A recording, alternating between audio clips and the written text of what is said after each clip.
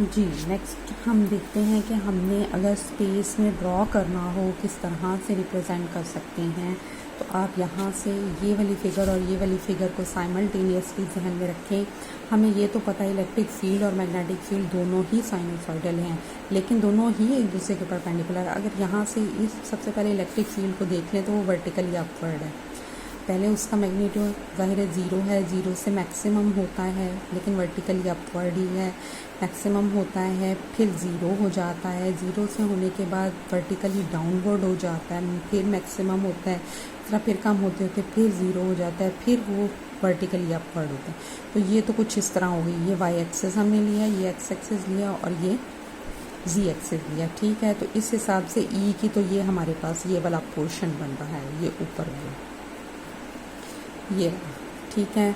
और जो magnetic field है वो किस तरह से है, वो इस तरह से है, यानी जी एक्सिस के डायरेक्शन में। तो जी एक्सिस हमने ये लिया है तो बी इस तरह से आ जाएगा, मिनिमम मैक्सिमम फिर मिनिमम ज़ीरो, इसी तरह से फिर अपोजिट डायरेक्शन में है तो नेगेटिव जी एक्सिस की डायरेक्शन में पीछे की तरफ, फिर ज़ीरो, फिर पॉजिटिव डायरेक्शन में यहाँ पे, ठीक है। ये इस तरह से तो बी हमारे पास होगी यू।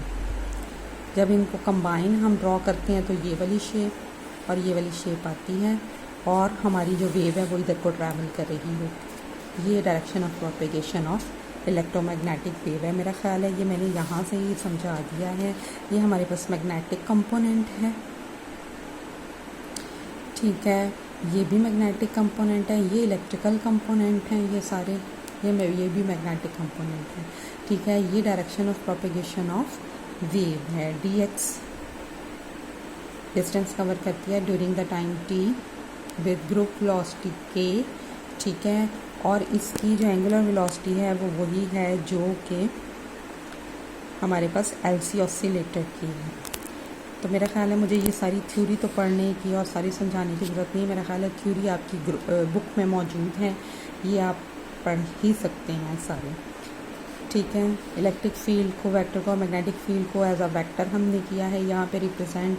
फिर उनको सारे कंपोनेंट को इकट्ठा करके साइनोसॉइडल कर्व बनाया है, ठीक है। हमने ये देखा है कि जो वेव कंपोनेंट ई के हैं और बी के हैं वो सारे के सारे इन फेज़ हैं, एक दूसरे आपस में इन फेज़ हैं और परपेंडिकुलर टू ईच अदर हैं और perpendicular to the direction of travelling of wave हैं, ठीक है। इसका मतलब ये है कि कहीं पे भी इलेक्ट्रिक फील्ड और मैग्नेटिक फील्ड की कोई भी वैल्यू हो सकती है, लेकिन वो परपेंडिकुलर होंगी आपस में और परपेंडिकुलर होंगी तो direction of propagation of wave.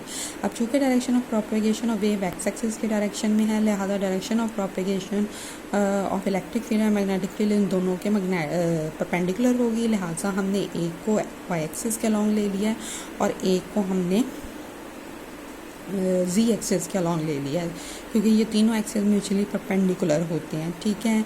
और हमारे पास जो लेंथ ऑफ लाइन है, हमने वेक्टर से इनको रिप्रेजेंट किया। लेंथ ऑफ लाइन इसके मैग्नीट्यूड को कर रही है ज़ीरो, फिर मैक्सिमम, फिर इसी तरह मिनिमम, इसी तरह से ये जो मैग्नेटिक फील्ड का है, ठीक है।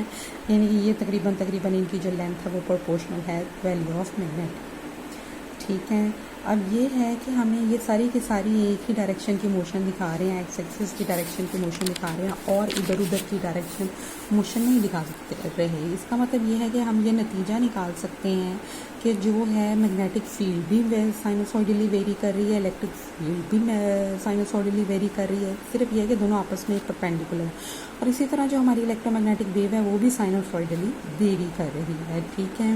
और ये भी एक फैक्ट है, हमने पीछे मैक्सवेल्स इक्वेशन में पढ़ लिया है, इलेक्ट्रिक फील्ड मैग्नेटिक फील्ड को ओरिजिनेट कर रही है, मैग्नेटिक फील्ड और इलेक्ट्रिक फील्ड को ओरिजिनेट कर रही है, ठीक है। दोनों एक दूसरे को, इलेक्ट्रिक फील्ड से मैग्नेटिक फील्ड क्रिएट हो जाएगी, मैग्नेटिक फील्ड से इलेक्ट्रिक फील्ड क्रिएट हो जाएगी, इसलिए सेल्फ सस्टेनिंग भी हैं दोनों और दोनों एनर्जी डिसिपेट करके इलेक्ट्रोमैग्नेटिक वेव को भी प्रोपिगेट करेंगे।